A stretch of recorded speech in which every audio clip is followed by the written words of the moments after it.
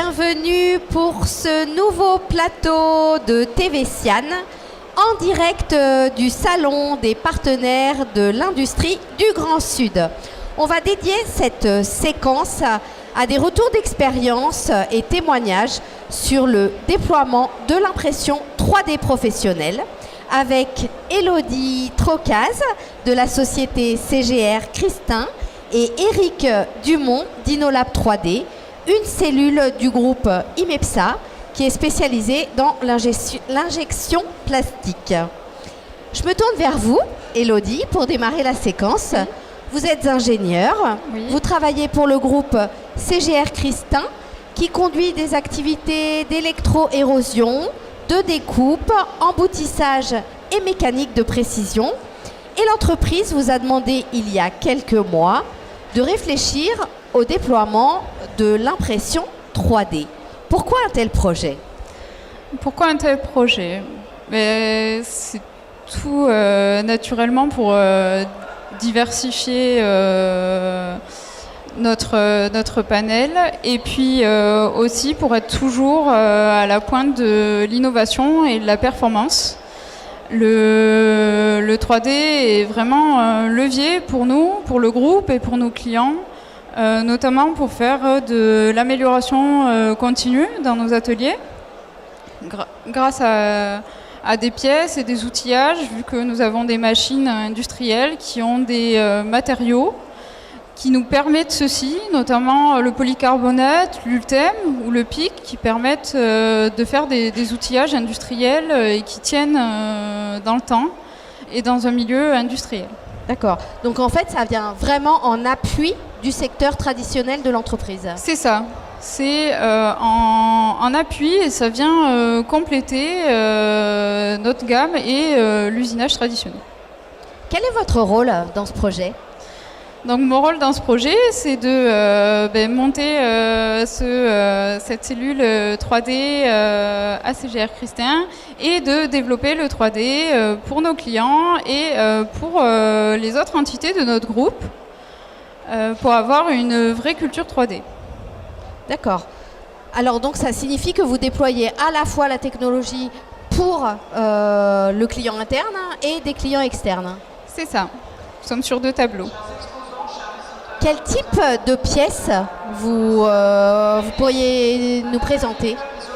Alors, je peux vous présenter ce soir, dont nous faisons toute une partie prototype et surtout des outils de posage, notamment là c'est un support pour des marquages de pièces, donc qui nous ont permis d'améliorer notre marquage et de réduire les non-conformités sur ces marquages, et notamment des outillages dédiés, donc celui-ci, qui permet, grâce à sa bride plastique, de ne plus marquer les pièces.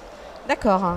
Est-ce qu'il a fallu investir beaucoup pour déployer cette activité ? Oui, pour une entreprise comme CGR Christin, c'est un très bel investissement.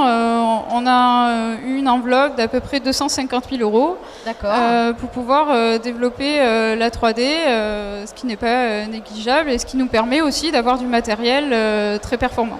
D'accord. Et sur un business model qui s'établit sur combien de temps ? On est sur 5 ans. Voilà, business plan classique. D'accord. Éric Dumont, vous avez une expérience un peu comparable puisque le groupe IMEPSA pour lequel vous travaillez vous a demandé de diriger une cellule dédiée à l'impression 3D. C'est bien ça ? Tout à fait, c'est le même parcours que ma collègue. Donc c'est sur la même volonté de la direction de développer une cellule impression 3D. Quelles sont vos activités ? Alors l'activité, elle est multiple. Je travaille essentiellement pour le groupe, mais également en sous-traitance.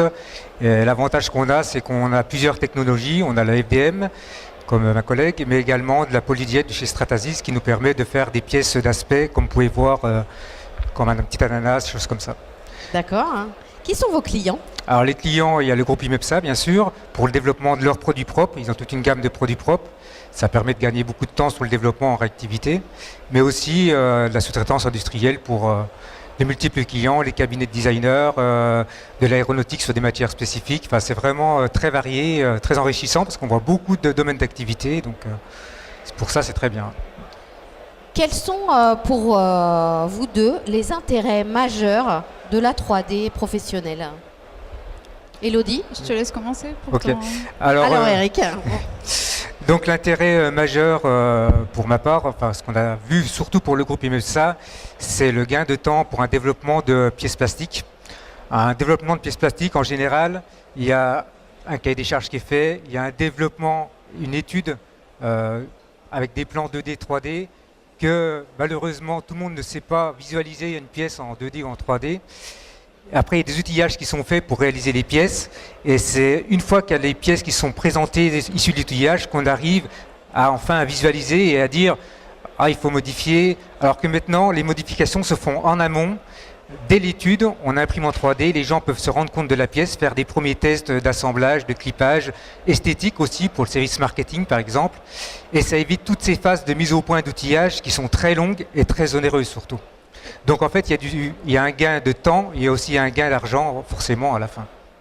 Élodie, vous partagez ce point de vue? Je partage ce point de vue et je rajouterai du coup que dans la 3D on peut trouver un gain de temps, comme vient de le dire Eric, mais aussi on peut avoir un gain de poids sur des pièces ou alors un gain par rapport aux formes, disons, c'est-à-dire qu'on peut faire des formes vraiment très complexes parce que nos machines ont des supports solubles, donc qui permet d'avoir un design de pièces vraiment très libre, libéré, et qui dans certains cas d'encombrement ou même d'effort sur pièce est vraiment un bénéfice.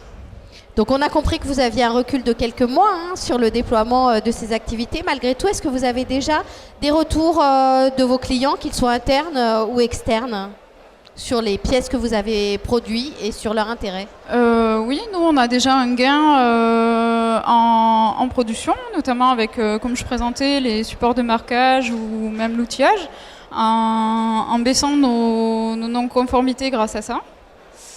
Et nous continuons le développement justement pour, dans le cas de pièces plus légères, pour baisser par exemple les temps de maintenance, ou on travaille sur ça, l'amélioration continue dans l'atelier en général. D'accord, process d'amélioration continue. C'est Pour ça. vous, Eric? Oui, on a déjà eu un retour alors en interne sur le développement des pièces plastiques. On a gagné entre 2 et 4 semaines suivant la typologie de la pièce. Et en externe, plutôt un retour positif parce qu'il y a des renouvellements de commandes, c'est-à-dire que les pièces peuvent convenir et peuvent être utilisées dans plusieurs domaines. Donc aussi bien pour des pièces pour avoir des résistances ou de l'aspect. Donc c'est plutôt positif, quoi. Élodie, vous vouliez compléter? C'est tout. D'accord. Mais je vous remercie, Élodie Trocaz et Eric Dumont. Merci de vos témoignages et on vous souhaite beaucoup de succès dans vos activités. À bientôt. Merci, au revoir. Merci.